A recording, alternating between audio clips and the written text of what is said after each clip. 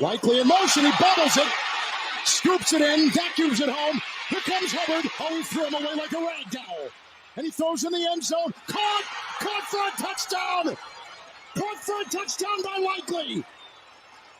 Absolutely amazing. Hey, what's going on, guys? Welcome back to the gym. It is your guy, Boulanger. Up next, Ravens versus Bengals, a look back. Let's talk. The Baltimore Ravens and Cincinnati Bengals game from Sunday could go down as the best game all season when it comes to dueling quarterbacks. This game was a shootout between Lamar Jackson and Joe Burrow. There was not a lot of defensive resistance throughout this game. There were big plays made, big throws, big catches, big runs, big kicks. And it really came down to which team would blink first. And both of these quarterbacks late in the game, both Joe Burrow and Lamar Jackson blinked.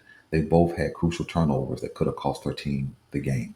So luckily, the Baltimore Ravens pulled out this win. But the one thing I can say about this game is that the Baltimore Ravens are showing that they have a game plan, at least initially, that they're willing to go out and execute.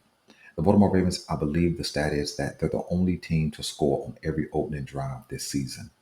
And what you saw on Sunday was kind of a rinse and repeat of what you saw in opening drives every game this season, where the Baltimore Ravens come out and they have a good blend of pass and run, good throws, accurate throws, good blocking, or at least consistent blocking, and they put the ball in the end zone. And of course, from this Sunday, the ball goes into the end zone with a Derrick Henry 1-yard run. Let's take a look at this first drive and consider what we actually saw. That Ricard is on the move. Jackson to the air, slings it upfield. Kohler makes the grab. The empty backfield, Hill in motion. It's a third down throw with a tackle made right there on Hill by Jermaine Pratt. 1st and 10, game opening drive. Fake to Henry. Look at the blocking, especially from Stanley. And it's caught across the way. Flowers will dance at the 10, and he's down to the 8. Cleveland is in as an extra. Oh, he slipped. Then he sledgehammers his way across in a touchdown. Yeah, so when you take a look and you consider what you saw from the Baltimore Ravens, which, like I said, has been very similar to what you've seen every opening drive this season, is you saw good execution. You saw the script that the Baltimore Ravens have practiced and implemented all week long, and you see that play out on the field, which is really, really good. But what you kind of see from the Ravens pretty much every game this season is after that first script, after that first drive, they kind of fall into a lull. They kind of begin to kind of stumble through the next couple of drives before they find their second stride. And I think that's a thing that will have to get corrected in order for the Baltimore Ravens to be really a championship level team. I know most of us would say they're a championship level team right now. I don't think they are. I think they're a good team. I think that they are among the best teams in the AFC. But I think in order to win a championship, there are many things that we're going to have to clean up. So why do they find the second stride? Well, I think that they scrap some plays that aren't working and they get back to the game plan, right? And in this game in particular, what you saw was when they sped the game up a little bit, right? When they went to kind of a hurry up offense, they found more of a rhythm. That's what you saw in that third quarter. The Baltimore Ravens played fairly well in that first quarter. It's, offensively, putting up 14 points in that first half. But it was when they went up tempo is when they found that second gear or that second wind. So let's take a look at the rest of the game and some of the plays made, and then we'll come back and talk about what we noticed. Struggled on third down the first handful of games. Excelling here off the side, the blitz, and they send it out to Flowers. Jackson 1st and 10. He breaks a tackle of Stone. Von Bell was on the blitz. The catch and run to the 41. Flowers, 4 catches, 70 yards. 1st and 10. Jackson deep. He's got his receiver. Galloping. Couloir. Shoved out of bounds by Stone. To the 5. What a throw by Jackson. The thing you have to remember about Henry, as the play fake goes to him there. 2nd and goal, touchdown. Likely. Got it. Blitz is on. Hill the block and Jackson to the air and caught. Here's the other tight end, Andrews. Opportunities up the field. If they're going to stack that many guys in the box, here's Lamar. On the run. There was a nice block in there by Stanley. On the job on him. 1st and 20. Here they come with the pressure from Hendrickson, who chases. Oh, look at him spin. Look at him corkscrew and He's try. so elusive. Look at he split downfield. Yes, he was open, but based on where Lamar's eyes were and where he scrambled to. Hendrickson putting pressure on the 2nd down and 8. And a crossing pattern caught at the 32-yard line. Tackle made by Turner. 2nd down, 6. Henry on the move. Jackson fakes. Blocked by Stanley. Low. Grabbed Andrews at the 2. Scooped it in. Rolls. Henry in the backfield. Ricard in motion. To the air goes Jackson. Caught.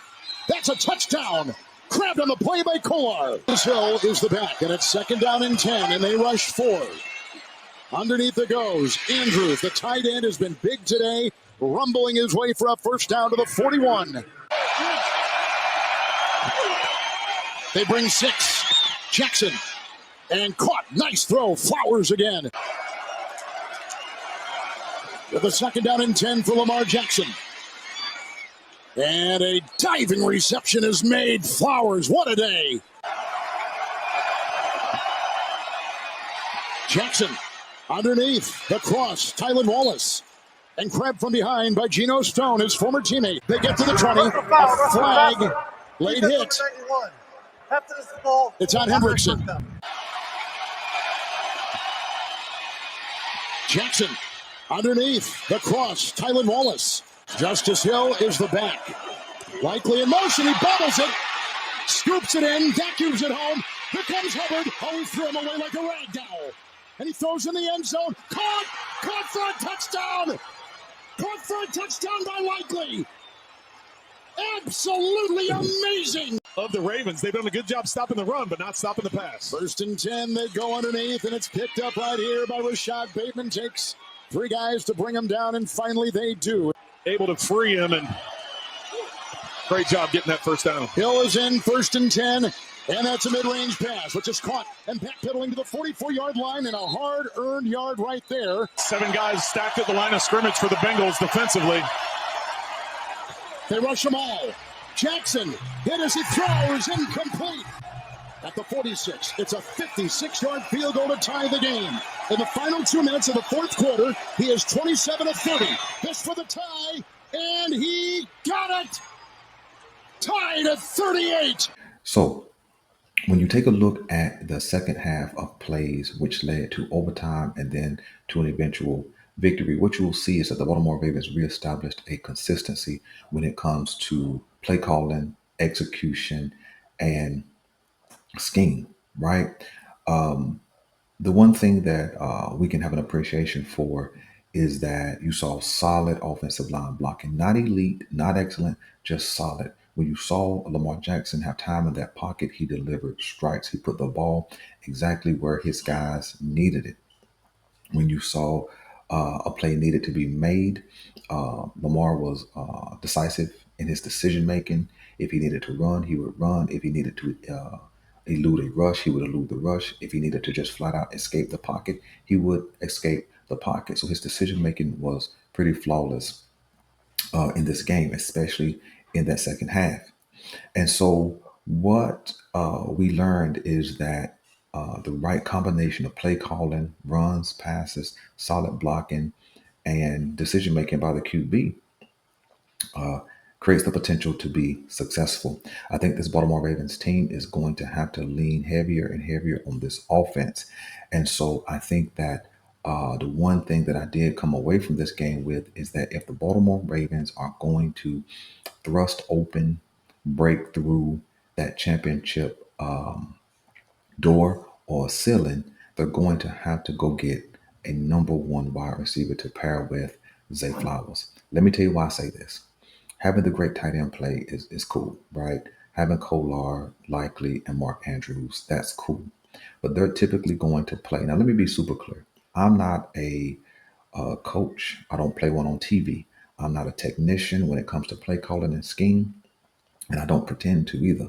But just the practical logic of tight ends play inside out. And I know that the Baltimore Ravens need to use those tight ends for extra blocking, chipping the pass rusher, so on and so forth. But having a real number one X receiver on this team flat out makes a defense play us even more differently. Right now, teams, what you saw from Buffalo, what you also saw from the, sorry about the big hand,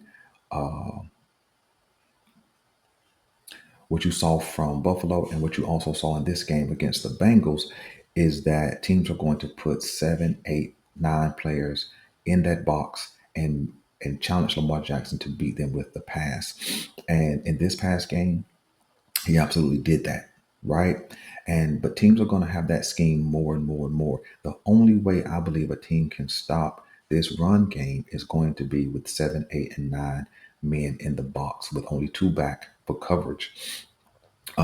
That was started several years ago by the Miami Dolphins going with the zero coverage because the run game was so potent. And when you switch out Gus Edwards for Derrick Henry, the run game is going to get more attention.